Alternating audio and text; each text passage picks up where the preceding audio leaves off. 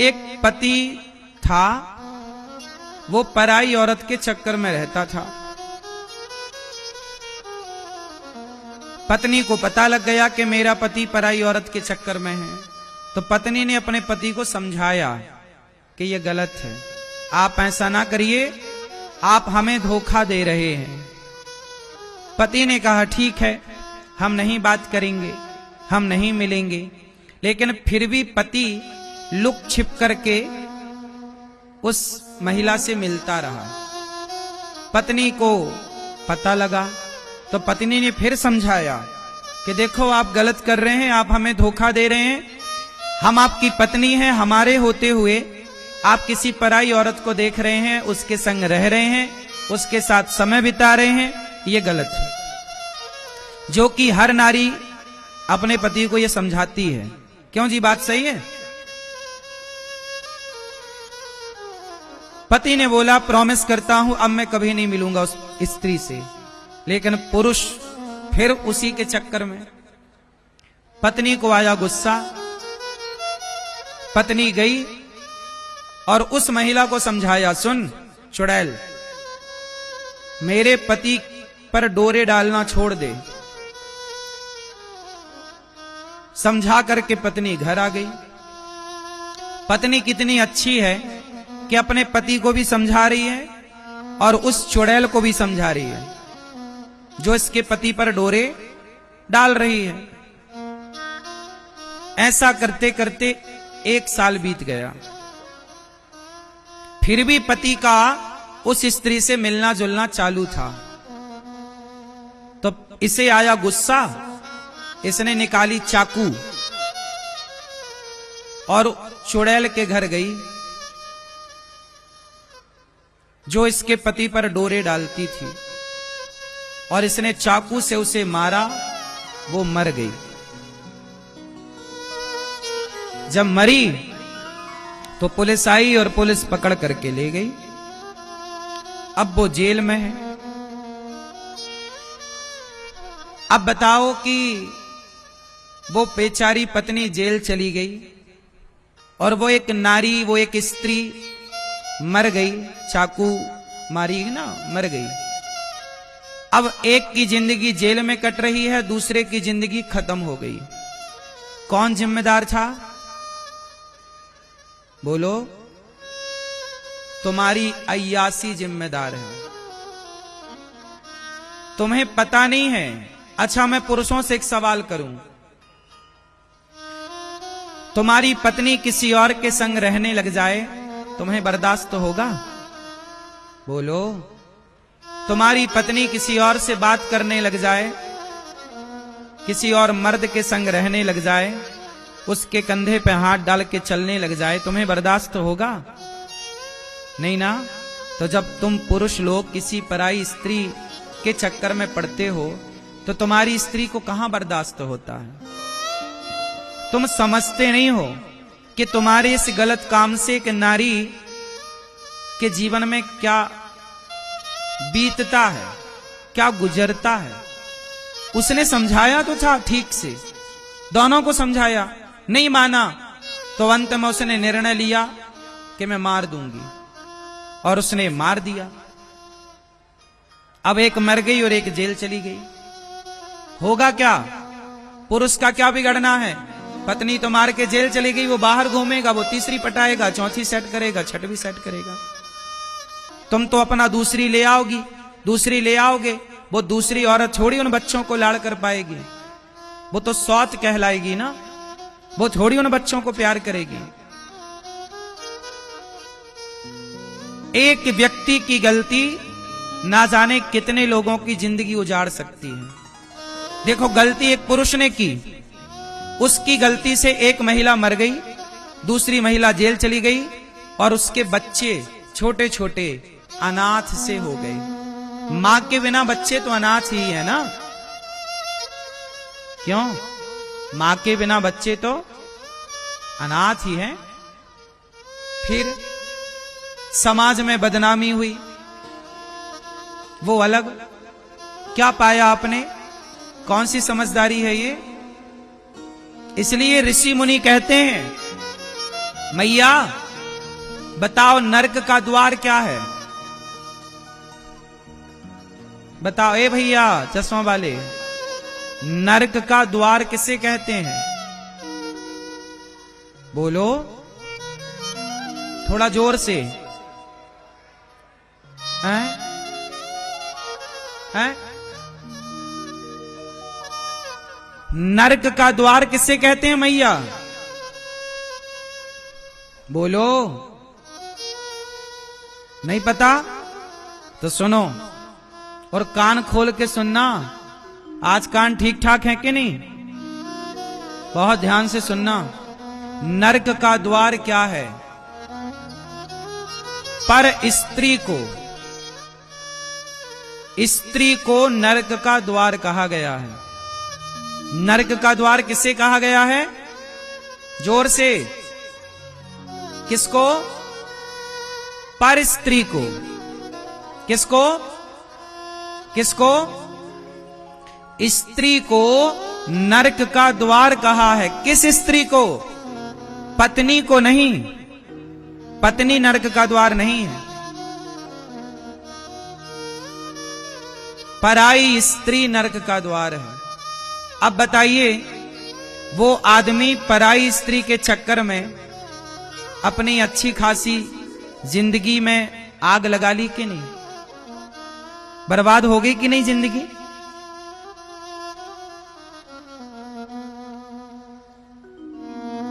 एक पराई स्त्री के चक्कर में। इसलिए आज शंकराचार्य जी ने स्त्री को नरक का द्वार कहा है। नरक जाना है तो पराई स्त्री से मोहब्बत कर लेना, और नहीं जाना तो कहा गया है कि लकड़ी की जो स्त्री है, जो कपड़ों की दुकान में नहीं लड़कियां स्त्रियां फोटो स्टैचू लगाते हैं, कपड़े पहना देते हैं, शास्त्र कहते हैं कि लकड़ी की नारी का स्पर्श करना भी पाप है। लकड़ी की वो जो स्टैचू आपने दुकान में, कपड़े की दुकान में नहीं लड़कियों के स्त्रियों के लगे रहते हैं चित्र, उसका टच करना भी, उसे छूना भी पाप है। लकड़ी की नारी सही की तो छोड़ दो, रावण ने छू लिया था सीता मां को, किया कुछ नहीं। क्या रावण ने सीता मां के साथ कोई दुराचार किया? कोई गलत काम किया? नहीं, केवल छुआ था उनकी मर्जी के बिना। केवल छुआ ही तो था ना। और अशोक वाटिका में लाके रखा था। रावण की नियत खराब नहीं थी, नियत खराब होती तो कमरे में लाके रखता, लेकिन छुआ तो था ना। यदि आपने छुआ है, और दुशासन ने द्रौपदी के बाल छुए थे कि नहीं? बाल पकड़ के घसीटा, साड़ी छू ली, इच्छा के बिना, आपकी इच्छा नहीं है और मैंने आपके कपड़े छू लिए, ये पाप है। दुशासन ने साड़ी छुई द्रौपदी माता की, और रावण ने स्पर्श किया माता सीता का। दोनों का परिणाम था सर्वनाश। क्या परिणाम था? बोलो, सर्वनाश। हाथ जोड़ के निवेदन करूं, अपना भला चाहते हो तो सपना भी किसी पराई नारी का मत देखना, स्वप्न में भी पराई नारी ना आवे, वरना तुम्हें घोर नरक ले जाएगी वो नारी। पर नारी पैनी छुरी, पर नारी। अच्छा, मुझे नारियों से भी एक शिकायत है। मुझे शिकायत ये है कि जब उस लड़की को पता था कि ये महिला शादीशुदा है, इसका पति शादीशुदा है, तो वो महिला ने जानबूझ करके उसके पति को क्यों फंसाया अपने चक्कर में? भाई तुम ही सिग्नल ना दोगी तो कोई आदमी तुम्हारे तरफ काहे आएगा? सिग्नल तो तुमने दिया ना। अब बताओ, जो लड़की वो स्त्री मर गई, इसने उसको चाकू मार दी, मर गई, तो बताओ जो मर गई उसकी गलती थी या नहीं? जोर से, जोर से। क्या गलती थी?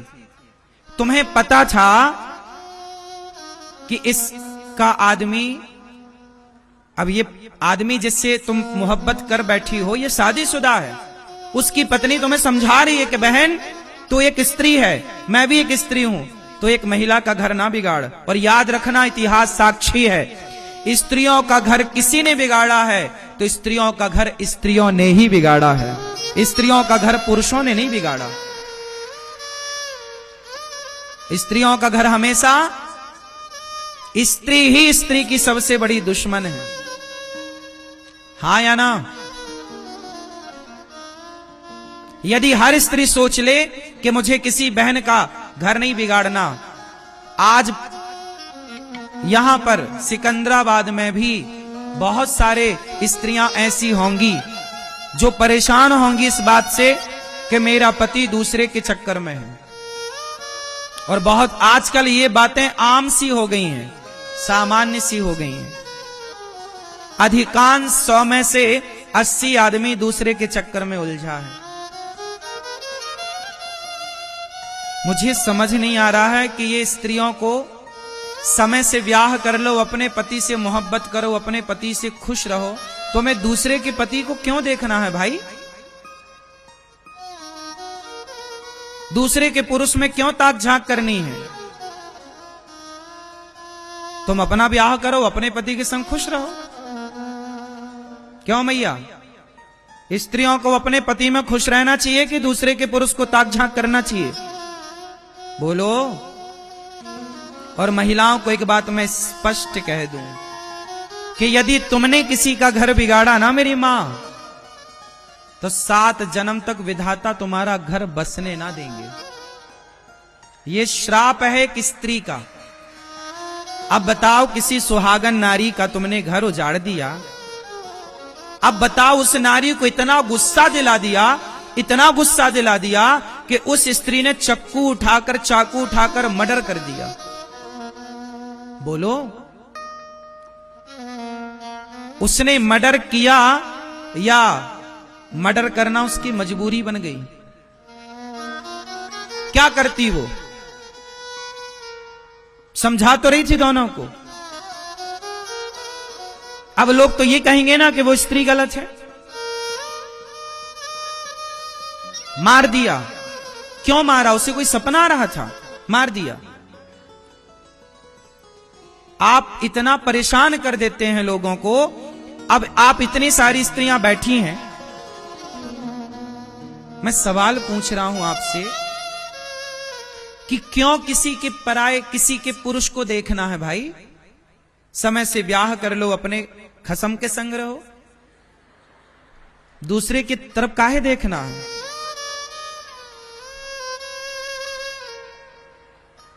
क्यों मेरी मां?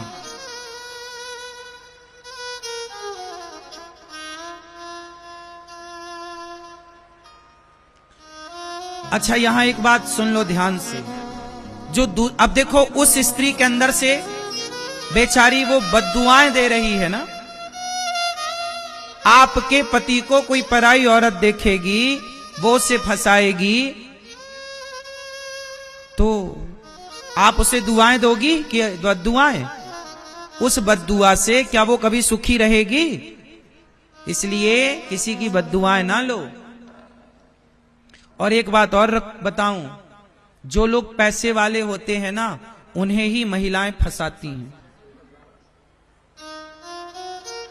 पैसे में भी एक दोष होता है। अच्छा बताओ, पैसा सबसे पहले क्या बनाता है आपको? बोलो, पैसा आपको क्या बनाता है? बोलो जोर से। पैसा जब आएगा तो याद रखो मेरी बातें, पैसा सबसे पहले आपको क्या बनाएगा? यदि आपका मन भगवान में लगा है, आप धार्मिक हैं, ईश्वर से जुड़े हैं, तो ये बात आपके लिए नहीं है। 2% छोड़ दीजिए, 5% छोड़ दीजिए, 5% छोड़ दो। 95% लोगों की मैं बात करूं कि जिनके पास पैसा आता है जरूरत से ज्यादा, तो वो पैसा सबसे पहले आपको चरित्रहीन बनाता है। सबसे पहला काम है पैसे का। पैसा सबसे पहले क्या करता है? जोर से। पुरुष के पास पैसा आएगा तो सबसे पहले 95%, वो 5% जो धार्मिक हैं, जिनके माँ बाप ने बेहतर संस्कार दिए हैं, वो पैसा पा करके भी धार्मिक रहते हैं, धर्म से जुड़े रहते हैं, वो गलत राह पर नहीं जाते। लेकिन 95% पैसा व्यक्ति को सबसे पहले चरित्रहीन बनाता है। ये बात सही है या गलत है? आप बताएंगे, मैं नहीं। क्यों जी? पुरुष लोग बताएंगे, बोलो हाँ, सही है या गलत है? क्यों जी? सही है। मतलब पैसे में अच्छाइयां बहुत कम हैं, पैसे में बुराइयां बहुत ज्यादा हैं। तुम्हें लगता है ना पैसा पैसा, ये पैसा आएगा। जब पैसा नहीं होता ना तो पति पत्नी झोपड़ी में खुश रहते हैं, पर पैसा आने के बाद, बिल गेट्स का नाम तो सुना होगा, दुनिया का सबसे अमीर आदमी है बिल गेट्स, बहुत अच्छा व्यापारी है। उसके जैसा बिजनेसमैन शायद कोई हो। उसने व्यापार चलाना सीख लिया साहब, दुनिया का सबसे अमीर आदमी है। पाकिस्तान जैसे ना जाने कितने देश एक दिन में खड़ा खड़ा खरीद सकता है, इतना बड़ा आदमी है वो बिल गेट्स। व्यापार चलाना सीख गया पर परिवार चलाना ना सीख पाया। 27 साल के बाद उसकी पत्नी ने उसे तलाक दे दिया। बिल गेट्स की पत्नी ने तलाक दे दिया। क्यों? वो इतने बड़े आदमी की पत्नी क्यों तलाक देती है? क्योंकि वो पत्नी कहती है कि मुझे पैसे से प्यार नहीं है, आपसे प्रेम है। और वो आदमी भटक गया। पैसा है ना, तो पैसा है तो वो 17 स्त्रियों के शौक रखता है। पत्नियां कैसे बर्दाश्त करें कि मेरा पति 17 स्त्रियों के संग रहे? पैसा कुछ भी नहीं है मेरी मां। बिल गेट्स के पास बहुत पैसा है, फिर भी तो अपनी पत्नी को खुश ना रख पाया। मैं तो कहता हूं कि सिकंदराबाद में वो मजदूर जो रिक्शा चलाता है, ईमानदारी से पैसा कमाता है, लेकिन शाम को अपनी पत्नी अपने बच्चों के साथ समय बिताकर हंसता मुस्कुराता सो जाता है। जो अपनी पत्नी से बेहद मोहब्बत करता है, जो अपने बच्चों के लिए समय निकालता है, जो बच्चों के साथ हंसता हो, बच्चों के साथ खेलता हो, पत्नी के साथ ठहाके लगाता हो, मुझे लगता है उस आदमी से अमीर कोई नहीं है धरती में। सबसे अमीर वो लोग हैं जो अपने परिवार के साथ बैठते हैं, परिवार के साथ समय बिताते हैं, परिवार के साथ हंसते हैं, परिवार के लिए जीते हैं, वो अमीर हैं। वो काय बात की अमीरी कि तुम्हारे पास पत्नी के लिए समय नहीं है, तुम्हारे पास बच्चों के लिए समय नहीं है। क्या करोगे दौलत का? बांध के ले गए तुम्हारे बाप दादे कि तुम ले जाओगे?